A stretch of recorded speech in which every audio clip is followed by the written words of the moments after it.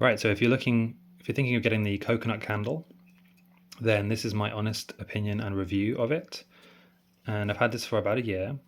It looks great, and there's a few things I like about it, a couple of things to bear in mind. So, firstly, it didn't come with this tea light. This is actually an electric tea light that I just put in here. And as you can see, I've had this tea light for quite a while.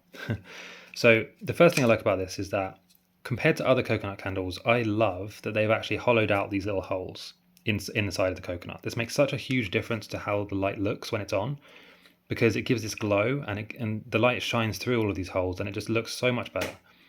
Obviously, it would still look good even if it was just the hole in the top, but I think these little holes they've drilled in here make such a difference to how it looks, and it looks just way better. The second thing I like about it is that it has this real look to it. If you can see here, it's got these real notches as if someone has actually, carved this themselves by hand. And I'm not sure if they have or not, but it looks like they have. And I really love that. It looks like someone has really taken the time to make this by hand. And the second thing is that there's a lot of space in the top. You can use this you don't have to use this for a tea light holder. You can use this as a bowl, put your keys in here, put something, plants, whatever you want to do.